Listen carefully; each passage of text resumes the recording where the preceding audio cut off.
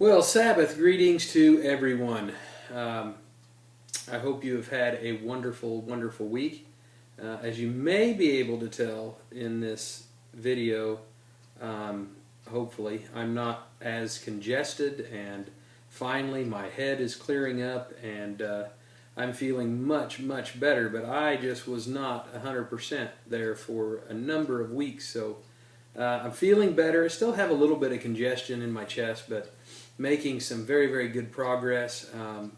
A lot of us have had it here in the house. Not really sick, but just, sinus and congestion and all that sort of thing. And it's just hanging on in some of us for quite some time. But we're doing well, doing great, and hopefully the sinuses are getting stronger here this season. And even if we see another big either increase or big decrease in the temperature, hopefully the sinuses are adjusting here this winter. It's been a little bit rough in that respect, but I really can't complain.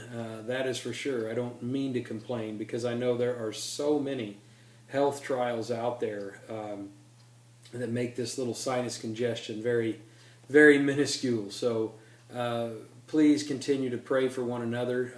I'll be sending some announcements out, just some updates and things that are going on with those that some of them have been dealing with these health trials for a long time. So we want to just keep going back to God and praying for them, and certainly trying to do everything we can to assist in that way. Sometimes we can't do anything else, but we can certainly pray for one another, and that has powerful, powerful impact. So keep praying for those that are sick and hurting, and I appreciate your prayers for us, and we're praying for you, and just appreciate that very, very much. I use Google News just to kind of peruse some of the headlines, and I'm telling you, I'm just kind of scrolling down through here, just in terms of everything that is being reported on right now, just on my homepage, as far as even technology and world issues, and of course the United States, and just the top stories, everything. It is absolutely dominated by news of what's happening in Washington, D.C. Now that's really nothing new necessarily, but I must say it is very much so, probably more so than I've seen in quite some time, again, because we have such a media that has a particular agenda and is directed in a certain way, and they're using that tremendous power to try and delegitimize our president. And it's really quite. I guess it would be funny if it wasn't quite so just awful, and I don't know. It's sobering to see that basically the media has their mind made up for the most part.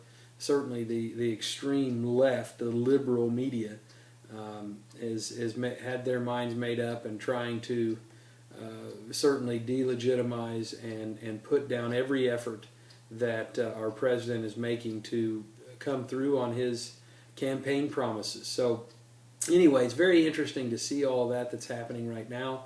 And I know that one thing that separates us, that's just a powerful separating force for us in the church, and something maybe we can think about this particular Sabbath, is the concept of respect. Respect is lost for in large part, in many parts of our society and societies around the world. We're seeing just an absolute lack of respect for one another, lack of respect for those with differing opinions, a lack of respect for authority. It just goes on and on and on. And that is, again, something that separates us from the world. It's a very powerful character trait that separates us from the world. It's very simply put in Romans chapter 13. And this is what we keep in mind. This is what we try to live by. Let every soul be subject to the governing authorities, for there is no authority except from God, and the authorities that exist are appointed by God. Therefore, whoever resists the authority resists the ordinance of God, and those who resist will bring judgment on themselves. All of those out there that are protesting and doing all these things to just to absolutely disrespect and dishonor those who are in these very high offices, all the way up to the President of the United States. What they don't realize is they realize that they need to realize they're not really fighting the office. They're not really fighting the man in the office. But more so, they are fighting the great God who puts those individuals in those offices. And so, again, it's just come to my mind with all this negative reporting and all that we're seeing going on in the news, that we need to keep this very much in mind. Because it says in verse 3, "For rulers are not a terror to good works, but to evil. Do you want to be unafraid of the authority? Do what is good, and you'll have praise from the same." So it is very true. As long as we're focused on the right things and we're trying our best to obey and to stay focused, whether it be the governing authorities like the police and those that are in charge of that sort of thing, if we're doing what's right, we don't have to worry about those things. For the most part, we're going to be taken care of if we can do what we're doing for the right reasons, and if we're doing the right thing, just as it says here. Rulers are not a terror to good works, but to evil. So we have to focus on doing what's right, on setting an example, being a light for the world, not getting involved in the politics and the putting down of rulers and putting down those that are in authority, because we have to understand who, in essence, we are putting down. It goes well beyond the flesh. In verse 4, it even goes on to say, "For he is God's minister to you for good. But if you do evil, be afraid, for he does not bear the sword in vain, for he is God's minister, an avenger to execute wrath on him who practices evil." And certainly we're talking about in a physical way in the world, but also, of course, in the church.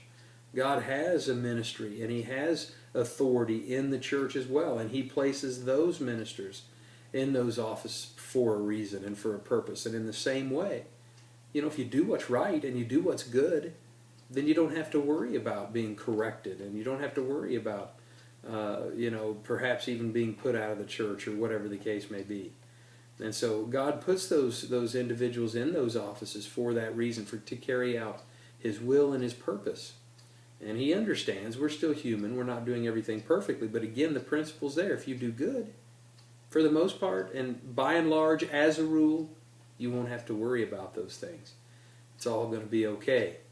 Anyway, just some food for thought. We had planned on being in Merrill. I hope that goes very, very well this weekend, but we decided that we were going to stay a little bit closer to home this Sabbath because of everything we've had going on and all the sickness and things like that. So it worked out for good, because we're going to stay, again, closer to home. We'll be in Milwaukee. We'll be keeping the Sabbath there with the brethren, and looking forward to that very much. I'll probably just be watching a sermon with you all this time. I'm working on a sermon, but I don't just the subject matter and the topic. I think I'm going to probably take my time and not going to try to have it ready necessarily for tomorrow.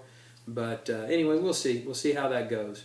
But either way, we look forward to seeing you in Milwaukee. I know some people will be gone to Merrill, and those in Merrill, I really do pray they're having a wonderful, wonderful Sabbath and a wonderful weekend there. The rest of you, I love you all, and I look forward to seeing those of you who will be in Milwaukee. I look forward to seeing you. For the rest of you, we'll see you in the weeks ahead. I love you all. Take care. Have a wonderful, wonderful Sabbath. Keep praying for one another.